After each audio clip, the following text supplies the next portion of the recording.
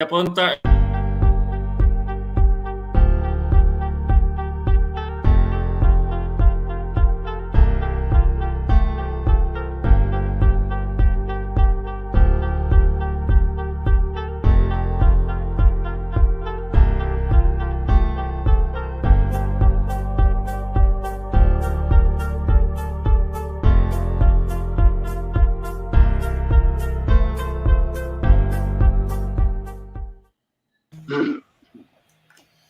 Good evening. My name is Nathaniel Morel Gonzalez. I'm the secretary of the National Puerto Rican Equality Coalition, or NAPREC. I'm a proud veteran of the Puerto Rico Army National Guard and a resident of the state of Florida. With me is Mr. Dennis Freites, and we're both going to be your co-hosts for tonight's event. Mr. Dennis. And I am NAPREC board member Colonel Dennis Freites, U.S. Army retired, Florida Veterans Hall of Fame by Florida Governor, and a community servant leader. We will be the host for tonight's Equality for Puerto Rico Town Hall Forum. NAPREC is the National Puerto Rican Equality Coalition. It's a patriotic, nonpartisan, and nonprofit civic organization that educates and fights based on research, facts, and reason for a just cause, Puerto Rican equality and progress through statehood. Our motto is equality for a more perfect union. We wish to thank you for joining us for tonight's NAPREC's Equality Talks on National Politics in Puerto Rico.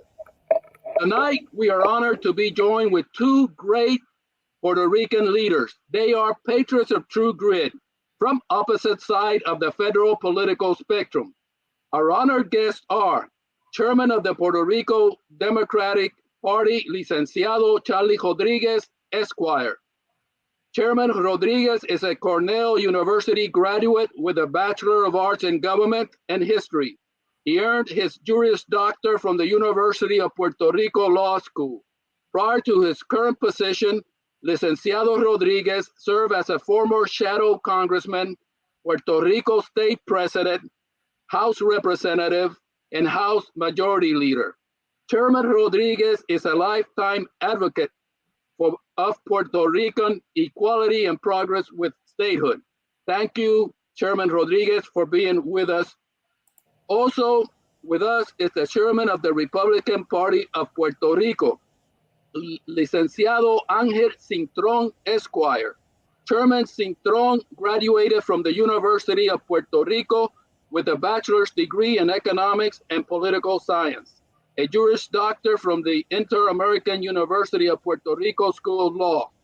Licenciado Cintrón has a private and legal practice, has served as a legal consultant to the President of the Supreme Court of Puerto Rico, was a member of the Puerto Rico House Legislature, where he served as Majority Floor Leader and Majority Whip. Chairman Cintrón is a lifelong advocate for Puerto Rican equality and progress with statehood. Thank you, Chairman Cintrón. Thank you, gentlemen. You're patriots of true grit for joining us tonight, and we're honored with your presence. Also, I would like to recognize the U.S. 65th Infantry Regiment, the Borinqueniers, that received the Congressional Gold Medal, which is the highest honor our U.S. Congress with U.S. President can bestow. This is the front of the medal, and it includes a hill that the Borinqueniers took in the Korean War against the Chinese. This was the last bayonet charge in U.S. Army history. This is the back of the medal that also states that the Borinqueniers fought in World War II, Korea, and they really distinguished themselves in Korea. The Borinqueniers include my father, which is Celio Freites Menendez, and uncles Erasto and Anibal. God bless the 65th Infantry Regiment. God bless the Borinqueniers. God bless our USA. Now to Nathaniel. Well, thank you, Mr. Dennis, and thank you, Chairman Rodriguez and Chairman Cintrón, for being here with us today. I would like to transition to tonight's main topic. We want to discuss multiple issues relating to Puerto Rican equality. including the latest proposal by Congress to decolonize Puerto Rico. As we know, is H.R. 8393, the Puerto Rico Status Act that was introduced by the House Committee on Natural Resources by Chairman Raul Grijalva, Democrat from Arizona, and also by the House leader, Steny Hoyer, a Democrat from Maryland.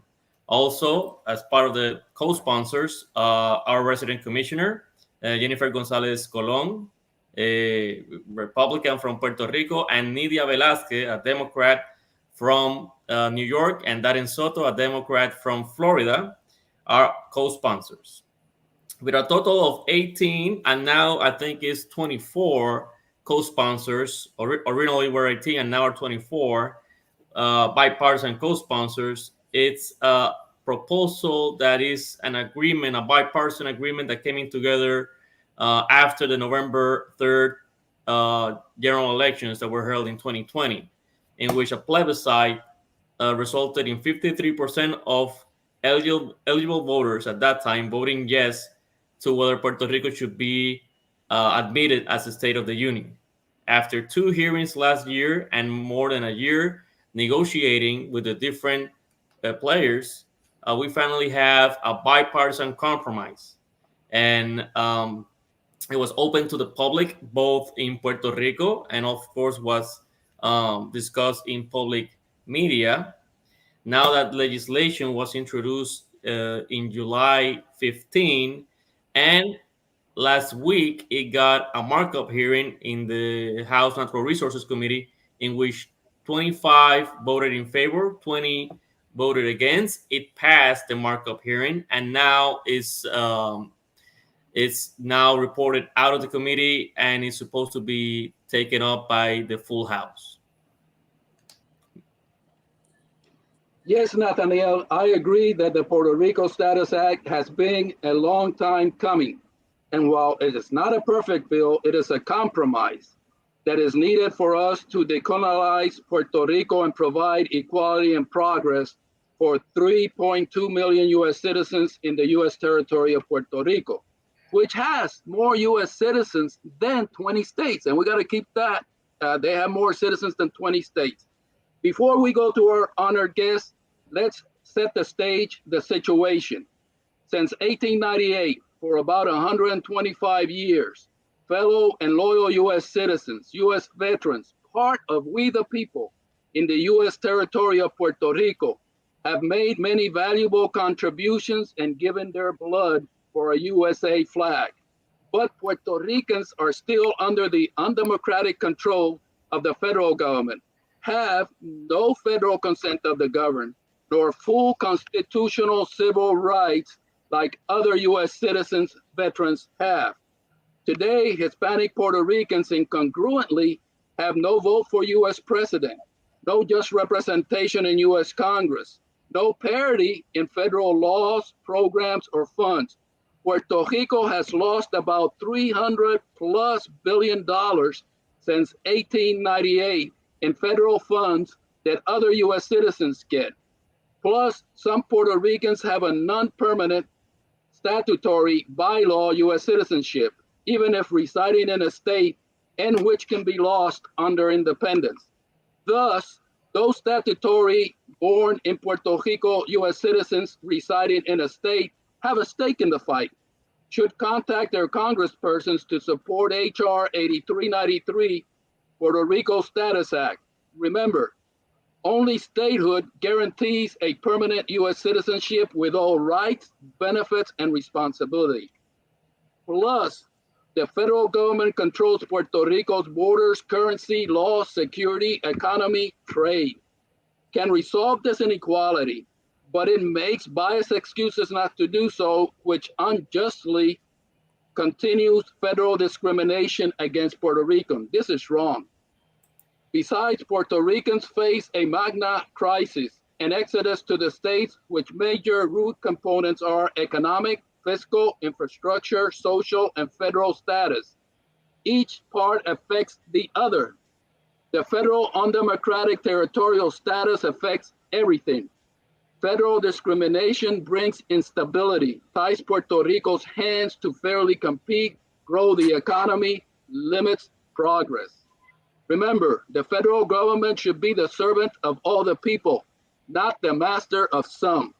Puerto Ricans want the same rights, benefits, and responsibilities that other U.S. citizens, U.S. veterans have under our Declaration of Independence that calls for consent of the governed. Our U.S. Constitution that calls for equal rights for all we the people, not just some, and a Republican form of government that means a representative democracy. In our U.S. Republic means power should reside with all the people. And that means Puerto Ricans and U.S. veterans in Puerto Rico too. Now, with that summary, we move to the questions. Chairman Rodriguez, can you please give a brief overview of the HR 8393 Puerto Rico Status Act and your general thoughts on the legislation? And if you want to add any other comments, opening comments. Well, thank you, Dennis and Tamio, for this invitation. I'm really honored to be participating in this forum. And I also feel much pleasure in being with my good friend, Angel Cintron, who is the chairman of the Republican Party in Puerto Rico. And although we have differences, we are very good friends. Basically, HR 8393 is a bill that would allow the people of Puerto Rico to vote on their future based on three non-colonial and non-territorial options. The status quo, or the Commonwealth territorial status, is not included as an option. And the reason for that is that the problem cannot be the solution. And definitely our territorial status is our problem. And also because the people of Puerto Rico in 2012 voted in a plebiscite that had two questions. The first question was whether or not you wanted to remain Puerto Rico being a territory. 54% of the people of Puerto Rico said no. Therefore, it is the first time that the people of Puerto Rico has withdrawn their consent to be governed as a territory. Therefore, the government of the United States does not have the consent of the people to be governed as a territory. And this bill, HR 8393, is very good because it brings the only three options that are recognized as the options to be able to remove the territorial condition of the island. And those three options are statehood, independence, and independence with a free association with the United States. And these three options will be put to a vote to the people of Puerto Rico on November of next year, and it would be a binding plebiscite or vote on Congress, and also self-executing. That is, once the people of Puerto Rico vote for whatever option they determine by more than 50%, then Congress would enact whatever the people of Puerto Rico decided. If in the first vote, none of the options obtain 50% plus one, then a second vote would take place only among the two options with more votes. And eventually, one option would have the majority. And then Congress would put into effect by an act of Congress whatever the people of Puerto Rico have decided. This bill is very important because it deals with self-determination for the people of Puerto Rico. Now, bear in mind that in the last 10 years, Puerto Rico has voted on local plebiscites approved by the local legislature. And in all those three plebiscites, beginning in 2012, all the way up to 2017, the people of Puerto Rico have voted not once, not twice, but three times in favor of statehood. The difference with this bill is that it would become a bill that would be binding on Congress, because it will be Congress who will be approving the bill. So the Democratic Party of Puerto Rico is supporting this bill, and we hope that the bill is finally passed in Congress in the House when they return from they're going to be have now out of session and a recess until September 13, and we hope that by then it would come for a vote and be approved. Thank you, Chairman Rodriguez, for those wise words. Now, Chairman Sintron, what are your thoughts on the legislation, and do you have any issues with the bill and any opening comments? Well, first, thank you for inviting me tonight. I'm very honored to be all with you all in this forum.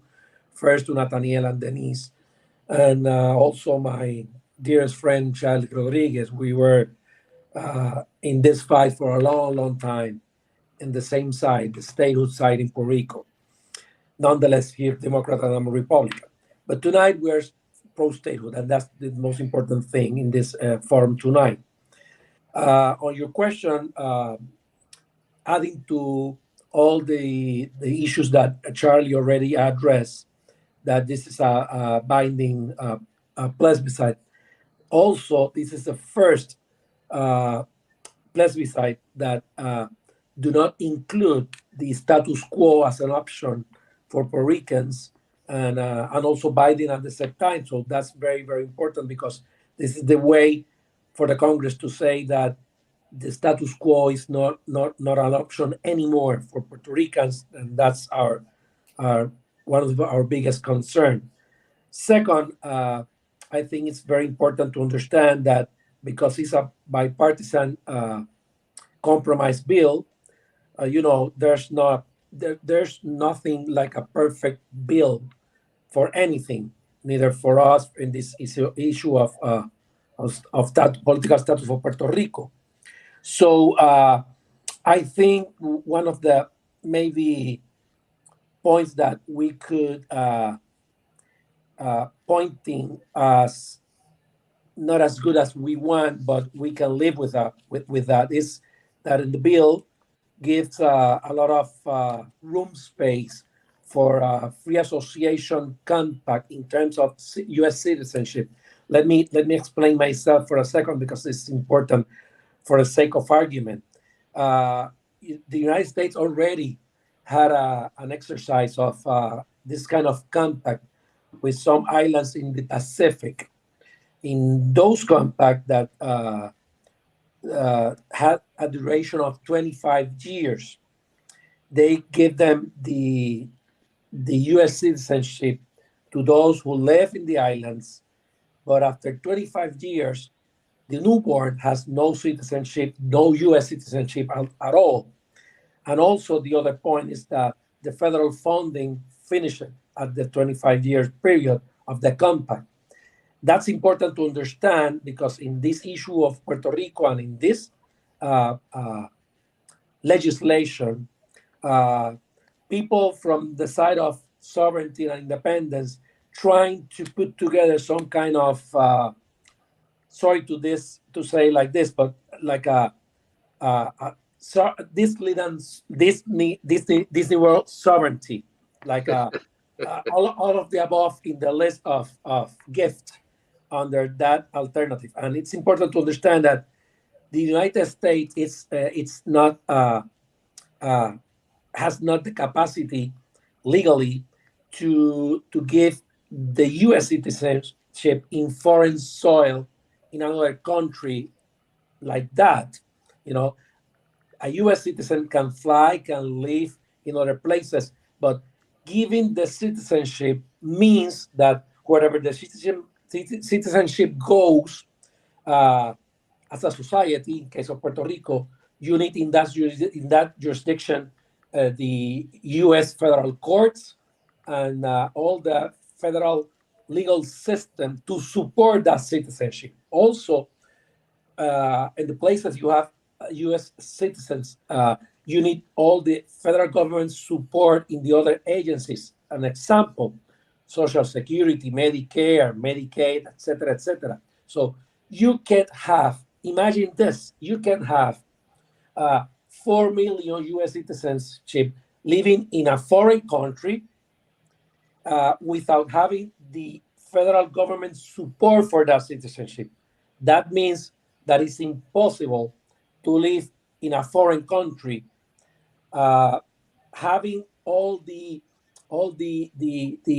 possibilities, the support of the federal government for that citizenship, and what the citizenship means for the people. So in a foreign Puerto Rico, the first thing you heard every day in the streets from the independentistas, the pro sovereignty, including the free association, compact people, etc., is that they don't want the federal courts in Puerto Rico anymore. They don't want the FBI in Puerto Rico anymore.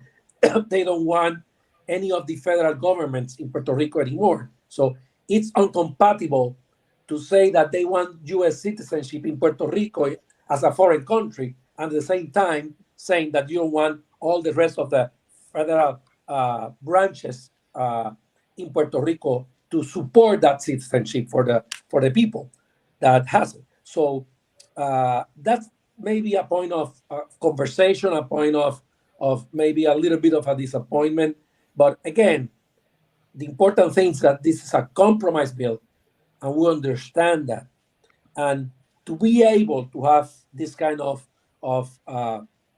binding plebiscite, we, the stateholders, could live with that kind of stuff in order to move forward the process to ask the people of Puerto Rico for being a state of the union. We are very, very, very confident that in a plebiscite like this, with independence under free association and statehood is going to win by a landslide. We are very, very confident on that. So this kind of details that I already talked to you about free association, uh, we can live with that in order to have the plebiscite, because it's going to be the first time in more than 100 years that the federal government has Puerto Ricans to decide our future by ourselves in the island. So I think we need to support not only uh, all statehood, but in this case, you can see here tonight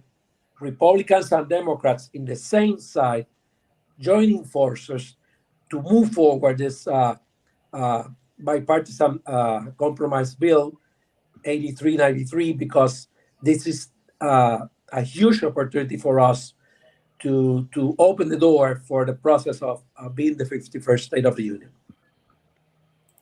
Thank you very much, Chairman Sintron. And now to Nathaniel. Well, I would like to thank Chairman Sintron and Chairman Rodriguez for their comments.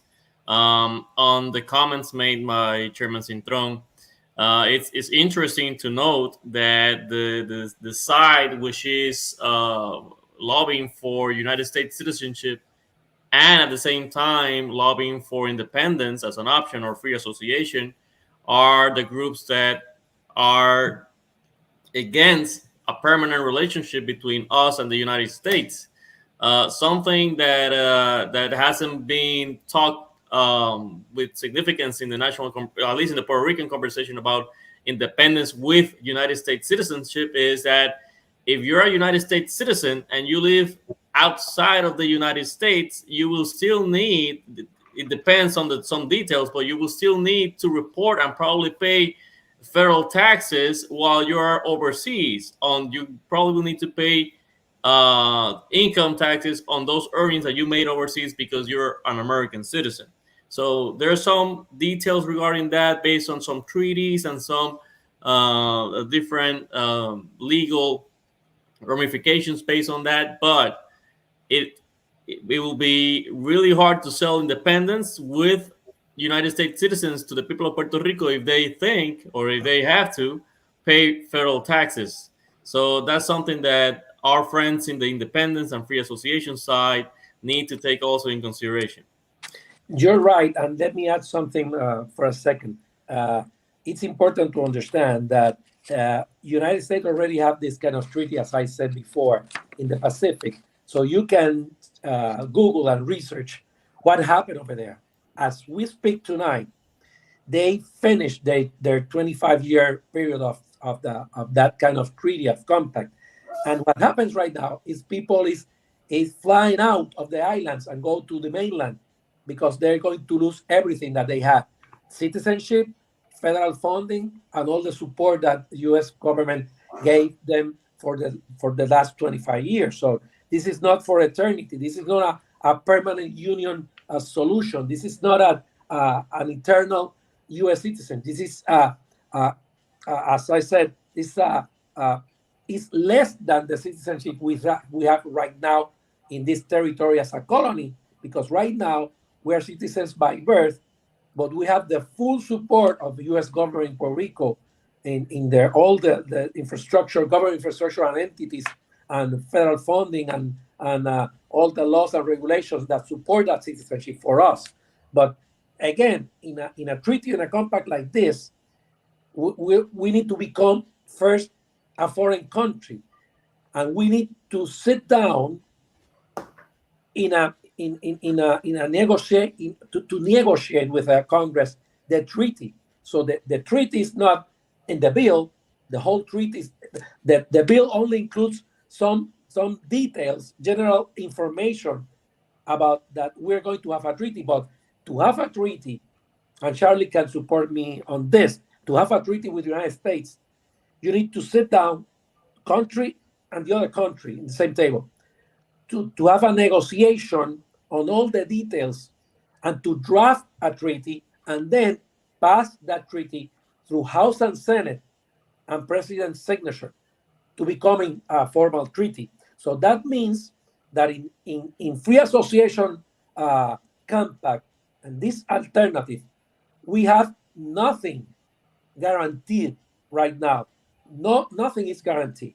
The only alternative that you have 100% guarantee, citizenship, permanent union, and all the things we already have in Puerto Rico, but in equal footing with the rest of the union, is the statehood. Is the only that we have 37 examples on the territories before how to deal with. So the only guarantee that we have for our children and grandchildren in the future is statehood for Puerto Rico. And also, if Puerto Rico finally choose that option, and yes, it's true that it needs to go back to the Congress and needs to go back to the Senate as a treaty, as it appears on the bill, any side of the both countries, Puerto Rico or the United States, could end that treaty unilaterally. So that's even something to take into consideration when people vote for that option. And remember that in that moment, sorry to interrupt again, in that moment, we are going to be a foreign country already. So there's no point of return. We can go back to become again part of the United States. So we lose everything in the table. Everything. True. If we make those choices, we cross the Rubicon. There's no coming back. That's right. All right. So following. I Go ahead. And I would like to add that the truth is that people in Puerto Rico cherish their U.S. citizenship, and they would never want to lose it. And the truth is that why would I want to have U.S. citizenship if I won't have the federal courts in order to protect my U.S. citizenship rights? Because under independence, there will be no federal courts in Puerto Rico. Under independence with free association, there would not be any federal courts in Puerto Rico. Only under statehood would Puerto Ricans enjoy their citizenship permanently, and at the same time, they would have the guarantees of the federal courts in order to protect the rights that they have as U.S. citizens. So the truth is that it's something that people of Puerto Rico have to look into it, but I believe that as they have been doing in the last 10 years, the people of Puerto Rico have been voting for statehood. But the truth is that be it statehood, independence, or independence with free association, these options do solve the problem of the territorial status that we have. A territorial status that does not allow Puerto Rico to grow, does not allow Puerto Rico to have equality, does not allow Puerto Rico to share with all the responsibilities and benefits that the U.S. citizenship grants those who are U.S. citizens and live in the 50 states. Okay, it's true. It's not, you're not gonna have your rights defended by a federal court. You have only what probably will be the courts of the Republic of Puerto Rico to uphold your rights as a dual citizen of Puerto Rico, I'm assuming. Sure. Moving back to HR 8393, and this is going to be a question for Chairman Cintron. It's going to be, despite the bill receiving bipartisan support, more Democrats have supported HR 8393 than Republicans. Do you think this lack of support from Republicans could lag or hamper the support of the progress of the bill? Or how can we specifically gain the support of more Republicans and to gain enough support in the Senate to likely overcome a filibuster? Well, in the case of House, I need to recognize that that's a challenge we have on our side, and this is not the first time we have the same challenge. I recall in the '90s with Don Young's bill was passed by one vote in House. I remember perfectly, and Charlie too. And at that time, also received that bill more Democrats and Republican votes in the floor. The thing is that, first of all, and I'll be very quick with this, it's important to understand for the people who is in the forum tonight with us, hearing us, that from the Republican side, the Republican Party platform support Puerto Rico status since 1940 until now in the party platform. That means that the party itself, and as an institution, support the alternative of state of Puerto Rico and the self-determination of Puerto Rico for a long, long time. Also, since 1974, 5 Republican presidents directly endorsed Puerto Rico's statehood and support a process to becoming a state of the union. That's also an important item to have in the list. But saying that to be frankly and honestly with all of you, I think that the main issue here from our side of the aisle is that those anti-statehood people in Puerto Rico, ironically, going to DC to ask for the Republican side, not the Democrat side. Nonetheless, they are Democrats and not Republican.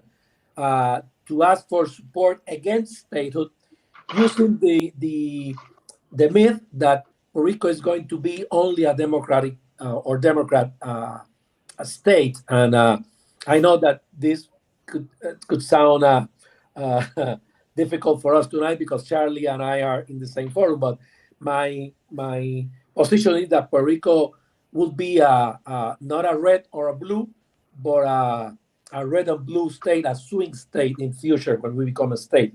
And that, because our experience in Puerto Rico is saying that to us. But I think the Republicans are afraid that they lose some possibility of a majority, a political majority, especially in the Senate more than in the House, because it's too tight. And I think we need to deal with that and work with that. But let me give you this information for the people of Florida. In the case of Florida, Maria Elvira Salazar has already signed the 8393. She's a co-sponsor. So we are expecting her vote in favor of this bill. Other members of House Republican that we could reach is Bill Posey, because he signed the statehood bill since Luis Fortuño time ago, and also Jennifer's 522. Mario Diaz-Baral also signed the statehood bill 522. Gus Bilrakis, sorry for the spelling, Bilrakis, Florida 12th District. He also signed the statehood bill. Mike Waltz, District 6, he also signed the statehood bills in the Congress. And Carlos Jimenez also signed the 1522. That means that those Republicans already support statehood for Puerto Rico. So what we need here is to address them, to explain to them that this is not a perfect bill, this is a compromise bill, and we need their support in the floor in this compromise bill, because it's the only way to get a vote in favor of statehood for Puerto Rico in the near future. Right. I would like to Uh, say that the Democratic Party is committed to uh, granting political rights to all U.S. citizens, including those who live in the territories. And in that sense, the Democratic Party does support a process of self-determination by the people of Puerto Rico, where people of Puerto Rico can decide their future. That is why, out of the 220 Democrats in the House, or the two vacancies, 218, we already have 208 votes to approve HR 8393. Now, we would need at least 10 more votes to approve the bill in the U.S. House. So we are asking our Republican friends to just convince 10 Republicans to vote for H.R. 8393, and that would guarantee its approval. The truth is that in the past, it's right what my dear friend Angel Citron has mentioned, that the Republican Party has stated in its platform, but ever since Donald Trump became the leader of the Republican Party, we have not seen that same commitment as we saw in the past by other leaders of the Republican Party. And that is bringing problems for this issue. But we only need 10 Republicans. And I hope that from here to September 13, when Congress reconvenes after its recess, that we will have those 10 votes. And with the 208 Democrats, we'll be able to approve this bill in the House. And then we'll start working on the Senate. And if we can't get it approved in the Senate by the time this Congress ends in December 31st of this year, well, we'll start working on it on January 2023. You know, this struggle continues. When you're struggling for equal rights, sometimes there are a lot of obstacles, but you got to keep on struggling, keep on fighting. And I'm sure that at the end, the people of Puerto Rico will be recognized equality as the 37 territories or new states came after the 13 original states. They were all admitted. Some were admitted pretty fast, others took a little bit more time, but all were admitted. And we hope that eventually that will be the case of Puerto Rico, because I believe that the people of Puerto Rico would vote for statehood, and more so if this bill is approved, because this would be a binding bill on Congress. Nathaniel, let me add something but to Charlie's words. First of all, we are, as we speak tonight, we are close to those 10 votes, but we asking for more than 10 votes in the red side. And let me say this to all the people that are here in this forum tonight, from all the Puerto Ricans and Hispanics from Florida. I ask them tonight to take their phones and call and email and text all your congressmen, the two senators from the Republican side of Florida, and also the state legislators in House and Senate, state Florida Senate, state Florida House, and call them, ask them, you have the power that we don't have, because you are US citizens in a state. You live already in a state, in the statehood. We not.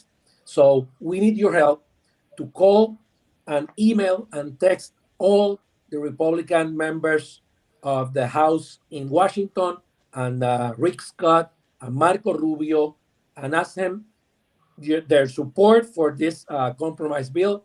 This is the moment, this is the place, and you Floridians, Puerto Rican Floridians, have the power that we don't have yet. Please help us. that's an excellent call for action. We have at least 15, 16 members of Congress with full voting rights that were part of Republican from the Republican side that were part or co-sponsors of HR 1522. Many of them from the state of Florida, the other half from New York, Texas, Nebraska. We're pushing, and we also encourage our viewers to call their members of Congress. But specifically, if your member of Congress is either a Republican or if it's from Florida, please make them a call and tell them to vote in favor of HR 8393. Specifically, my congressman, Gus Bilirakis, I'm making an appointment to see him or his staff members because he previously co-sponsored HR 1522 and he will also sponsor 8393 and vote in favor of it when it comes to the floor. Moving on to Chairman Rodriguez, the following question: we saw in the committee, in the vote, on the markup vote, that some Democrats voted no on the bill. Quite a surprising move, knowing that most of that delegation voted in favor. Unfortunately, they were using talking points that were provided by the Popular Democratic Party. The question is, given a 50-50 Senate, what can we do to stop the disinformation campaign by the opponents of the bill? And how can we educate the members of Congress? Also, what legislative options do we have to overcome or sidestep the filibuster in the Senate? Wow, those are very difficult questions because anything really can happen and probably nothing would happen. Because, as you know, in the Senate, they have this rule that at least 60 senators would have to be in favor of a bill uh, just to discuss it and be able to bring it to the floor vote. And obviously, right now, the Senate is divided equally among Republicans and Democrats. And when there's a tie, the vice president, who chairs the Senate, will be the deciding vote. But first, you need to uh, comply with that rule that they need at least 60 senators in favor of a bill in order to bring it for a final vote, discussion, and final vote. But listen, the first thing we have to do is approve the bill of the House. And I'm sure that once it is approved in the House, we will have the impetus. It will be able to move forward and probably will be able to address the issue in the Senate and see that they take care of the bill. Now, you mentioned that two Democrats in the markup session of the House Natural Resources Committee on HR 8393 voted against. And we were kind of surprised of that because they had voted against the amendments that were introduced by Republicans in the committee that really were poison pills for the bill. And those were defeated. And these two uh, Democrats voted with the other Democrats to defeat these amendments introduced by Republicans. However, when the final vote came, they voted against. Uh, they are identified as progressives.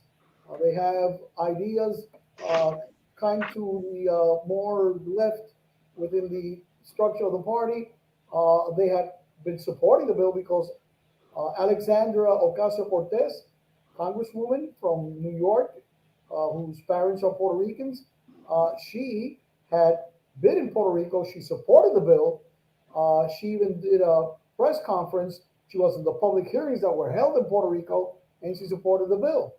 Unfortunately, she has not mentioned anything on the HR 8393, which really is the bill that has all the consensus that she had agreed previously.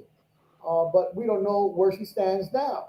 That is why I'm saying out of the 218 votes that we have in the House, because there are two vacancies, it would be 220. But the 218 that we have, we can guarantee that there are 208 Democrats who are already committed to vote for it. And once again, once we get this approved in the House, then we'll have to start working in the Senate. And if we can't approve this in this Congress term, we'll have to start from the beginning in January 2023 and hopefully get it approved in the House and to have a little bit more time to deal with the Senate. And let's see what happens in the midterm elections. Let's see who wins finally control of the Congress. I can guarantee that if Democrats win both chambers by considerable margin, I'm sure that HR 8393 or the similar bill like that one would be approved. If Republicans win control of both houses, I'm not too sure what's going to happen. But hey, regardless of what happens in terms of who dominates Congress, I think it is the right thing to do. It is the American way to decide issues, which is through the ballot, and that the people of Puerto Rico, as U.S. citizens, should have the opportunity to decide their future through the ballot, and Congress should execute and put in place whatever the people of Puerto Rico want. It is interesting to note that AOC not being part of the Democratic delegation to the committee was very much part of the negotiations for that bill. So the talking point that progressives or that were not involved in the negotiations is probably false. They were there. They were actually they had Nidia Velázquez in the negotiation, and they also had the chairman. So the Democratic Party was completely represented, even by people that were not in the committee, like Alexandra Ocasio Cortez. And it's surprising to me that the talking points or the reason that they're using for opposing the bill by members of the progressive side of the Democratic caucus are ones that have no real basis. The bill had hearings in Puerto Rico, open to the public. They were negotiations between most players in Puerto Rico and in the States. So opposing, and they have all options that are not colonial. They have statehood, independence, and free association with the demands that progressive asked for the bill. So I still don't understand their opposition to the bill, specifically after the other side conceded to many of their demands. I see that they really don't want to see Puerto Rico either achieve independence or free association. They just, at the end of the day, want to keep it as it is, even if they say so otherwise. Um, Mr. Dennis, I'm going to leave the next part to you. Okay. I was looking and I would like to see if both and chip in if you want can compare what statehood means. And let me read this, and we'll stop at identity to talk about that. But admission to a diverse union of states. The United States is diverse, with own state identity, own state constitution, own state flag, and own state sovereignty that it's not spoken about too much. It has an equal permanent U.S. citizenship with full rights, benefits, and responsibilities as other states and U.S. citizens, U.S. veterans have. And we have the independence and the free association, independence with free association, that question if we're going to keep our identity. So if you can, add to that, and what are your thoughts on that? Will we lose the Spanish language? Will we lose our bacalaíto y lechón asado? Will we lose our cuatro music? Chairman Cintron, if you're first, and then Chairman Rodriguez. Yes, of course. That's interesting, Nathaniel, because Dennis, sorry, because we Republicans support the federation. United States is more than a nation; is a federation, and we are federalists. And being a federalist means that we support the sovereignty concept of the state. Each and one of the states have their own sovereignty that give it some piece of that to create the federal government, the federal system, to take care of certain things, but the states keep the rest of the sovereignty for themselves. That means, as you said, the state government, Republican system of government, House, Senate, governorship, mayorship, and also the states kept for them the ability to regulate health, school systems, culture, if we can say, language, if we can say, because it's important to understand in this kind of discussion, the United States has no legislation as a official language for the nation, but it's an official language for the for the government itself, but not for the nation. Each state, and there's some examples of states that have official languages as the English and the Spanish. Puerto Rico as a state will have two official languages as we already have. English and Spanish in Puerto Rico are both official languages. So there's no issue with that.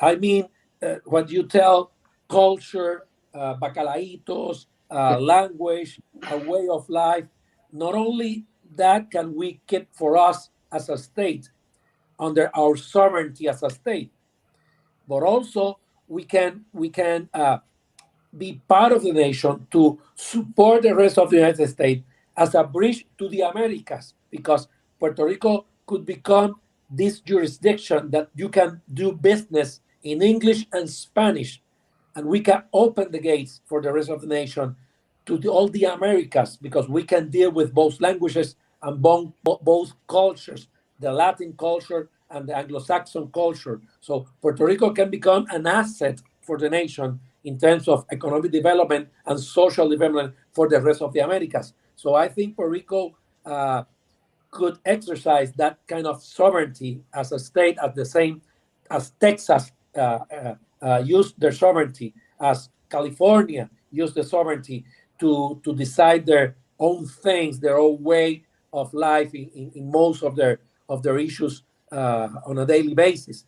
Only certain things are regulated by the federal level, like the money and the fiscal system for the federal system, and other kind of regulations. But again, the way of life, the common people, the day by day is regulated by the states, not that by the federal government, and by the people also. So that's not an issue for the statehood. Gracias, licenciado Cintrón. Also, in our union, each state complements, strengthens the other states, and that also has to get out there. Works for the good of all. En la unión está la fuerza. Chairman Rodriguez, can you add to the conversation? Well, listen, statehood represents a lot for Puerto Rico, because right now you have 3.3 million U.S. citizens who live in Puerto Rico who are really treated as second-class citizens.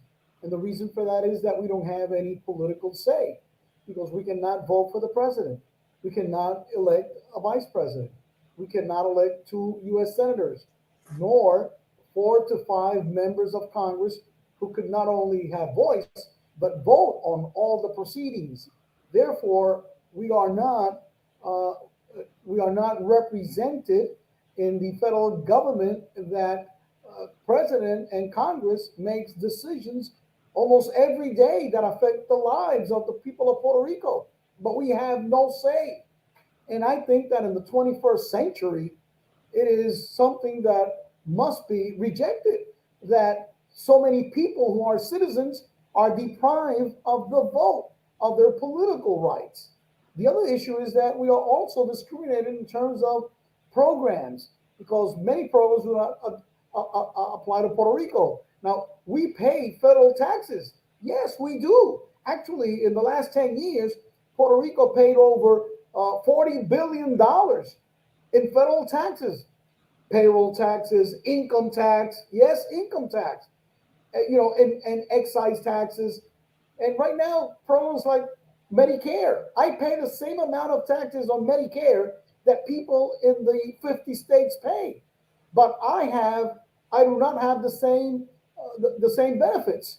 For instance, Part B of Medicare is something that in the U.S. you have to opt out, so it's automatically given to you. But for Puerto Rico, it's the other way around. You have to opt in, and if you don't opt in at the beginning, you can never do it. And that is a discriminatory way of dealing with Puerto Rico. Look at programs of SSI. SSI is a program oriented to help poor elderly people who are over 65 years old, and those who are disabled or are blind, and they are entitled to receive some benefits called the SSI. Now, if you live in Puerto Rico, you cannot receive them. And someone said, well, it's because you don't pay taxes. Well, we do pay taxes, but hey, even if you want to use that argument, it's ridiculous because all the beneficiaries of SSI programs in the 50 states do not pay federal income tax because they are poor. That is why this program is instituted. But you cannot have that program in Puerto Rico. So there are many things that take place in terms of our culture. Right now, twice the population that lives in the island live in the U.S. mainland. 6 million Puerto Ricans live in the U.S. mainland. Have they forgotten their culture, their identity? No, they have not. You just have to go through I-4 in Central Florida, and you'll see the presence of so many Puerto Ricans who are proud of their identity and practice their different cultural traits and activities. It's part of what you are. So, and right now, the U.S. has 60 million Latinos who live in the U.S. More Latinos live in the U.S. than in any other country in the world except Mexico. And right now, around 42 million of people who live in the U.S. Speak Spanish as a first or second language, making the U.S. one of the countries where Spanish is most spoken. So, and that is great. That is great. We're running out of time. We only got about 4 minutes. So that is great. And also Puerto Rico pay more taxes than 6 states. All the taxes you mentioned, taxation without representation. Very quickly, in 1 minute, what can advocacy organizations such as NAPREC and the public on the island and across the U.S. do to get this legislation passed? Same question for Cintron, and I think we have 3 minutes left. Yeah, listen, I agree with Cintron. Cintron had mentioned that the way you can help us is by contacting your congressperson and letting them know that you support HR 8393 because it is a plebiscite bill for the people of Puerto Rico to determine. It's a self-determination process. Therefore, the best thing to help us would be to call your congressperson and tell them, listen, please support HR 8393 and let the people of Puerto Rico decide their future among non-territorial options. Thank you, Nathaniel. Okay. All right. So the next and probably the final question, we're going to start with Chairman Cintron and then with Chairman Rodriguez. And this is more related to the organizations. Before we ask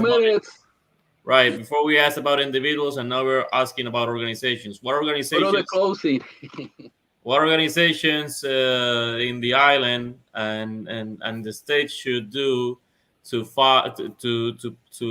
educate people about the issue of Puerto Rico and the fight for equality? In closing, well, the organization NAPREC is very important for us, as tonight you demonstrate. And we need to use your organization. In our case, we need to use the young Republicans and the Hispanic Republicans to move forward this process of the 8393. So again, I call to action tonight to pick up your phone, to write, to email to your congressman or senator from the Republican side to support state of Puerto Rico, to support self-determination and the rights to vote, for the commander-in-chief to send us to the war on behalf of the United States of America. That's the main goal.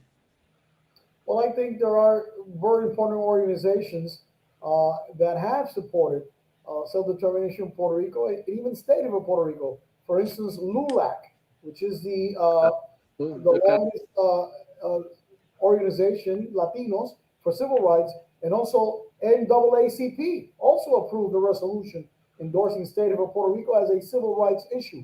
So we have to address all these different organizations that exist in the U.S. mainland and in Puerto Rico to come out and support HR 8393.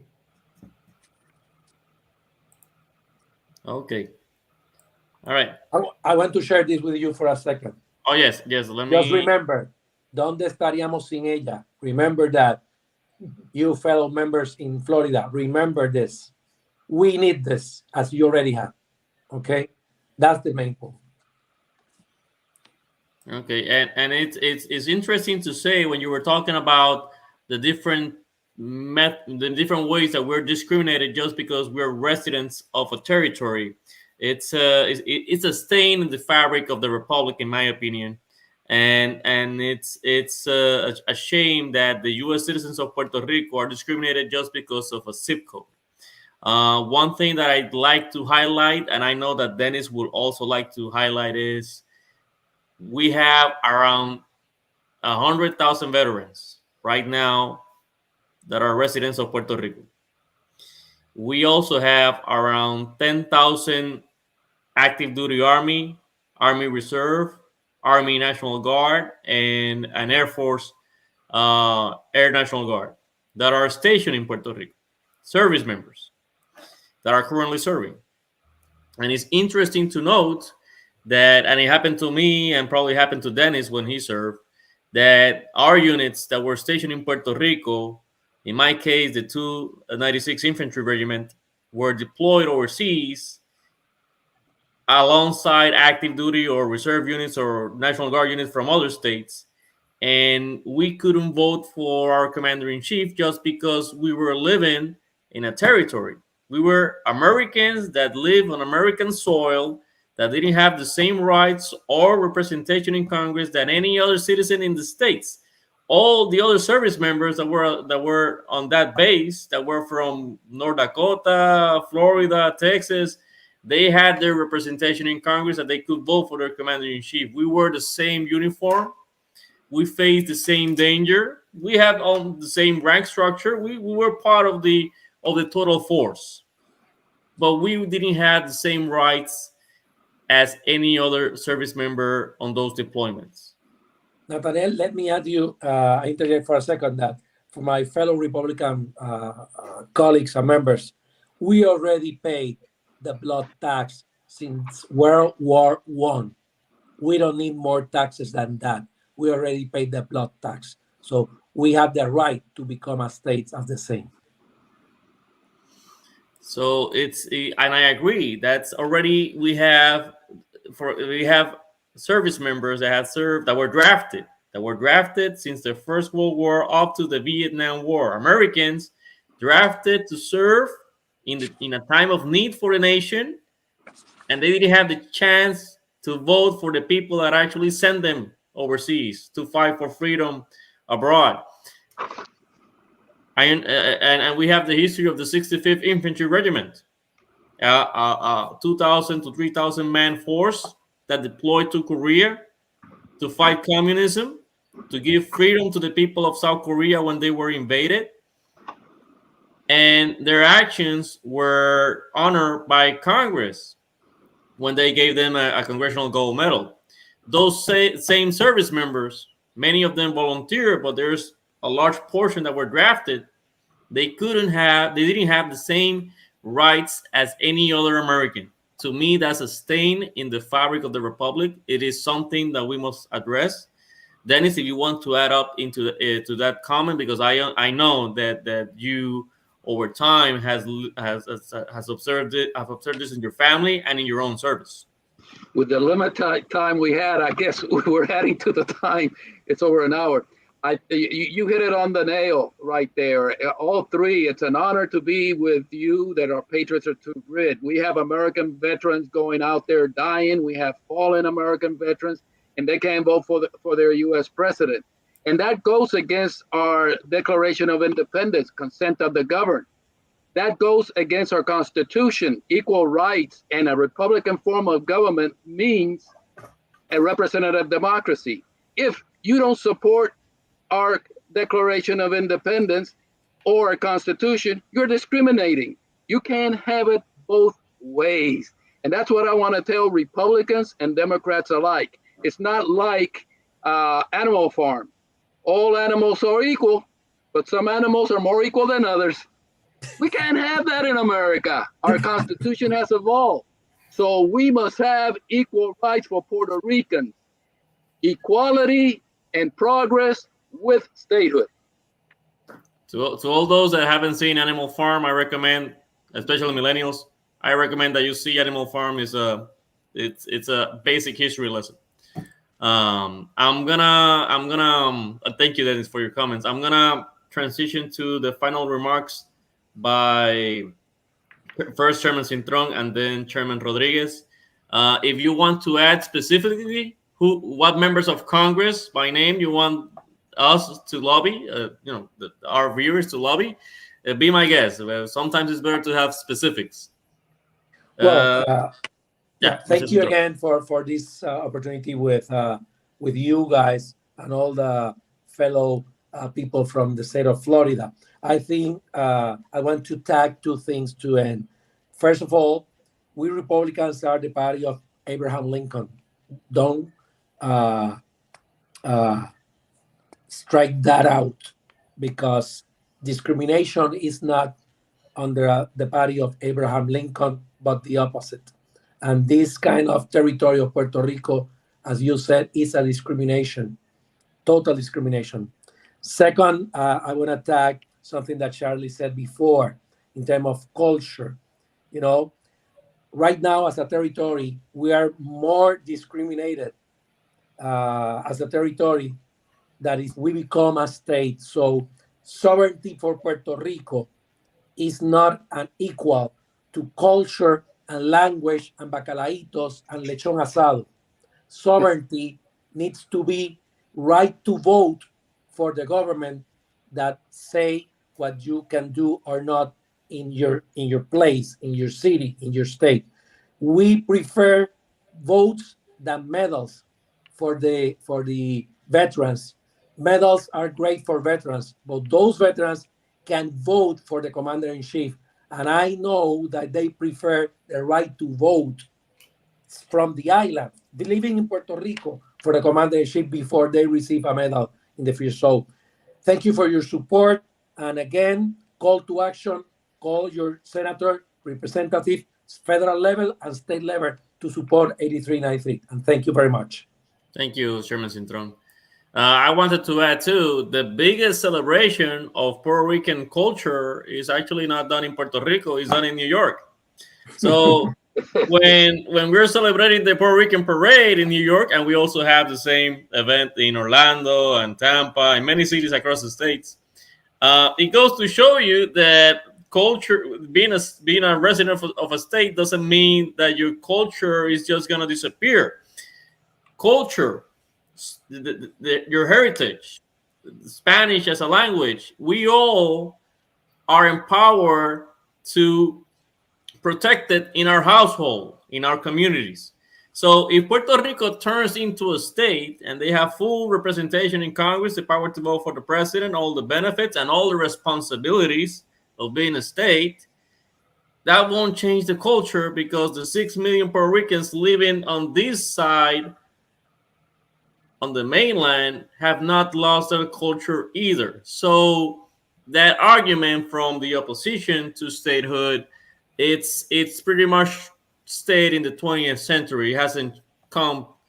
It has to be modernized. So to all my viewers that think that culture might be lost, that you're in the fence regarding your support for statehood, and if you're in that fence and you're in the states, it goes to show you that you have kept your culture and you have kept your probably your first language, Spanish. So it is up to us to defend our heritage. It's not really related to a status issue. It's not related to statehood or any other status condition. Okay, for closing remarks, I will go to Chairman Rodriguez. Go ahead, sir. Thank you, Nathaniel. I just want to express my gratitude to the National Puerto Rican Equality Council for having me in this program, and also sharing with Angel Cintron. And my final expression would be to request the people who have seen us and heard us to contact your congressperson, your senator, and ask them to support HR 8393. Thank you so much for this opportunity. And thank you both for coming here. In my closing remarks, I would like to again thank Chairman Rodriguez and Chairman Cintron for being able to join us tonight to discuss the fight for equality of the United States citizens of Puerto Rico. Your presence here show that we have bipartisan support. Both Republicans and Democrats from Puerto Rico support statehood. And that's something that we must show to the member of Congress. Many members are actually surprised that both local chapters of the national parties are in agreement for this. But it's we need to educate them more about it. We at NAPREC would like to thank everyone who tuned in. Please follow us to keep up with our advocacy efforts toward the full equality of the island through statehood by visiting our Facebook page at National Puerto Rican Equality Coalition or at Twitter. Our Twitter account is at Pre-Coalition, and our website is www.naprec.org. Our organization could also be reached via email. Our email is info@naprec.org. Thank you and have a good night.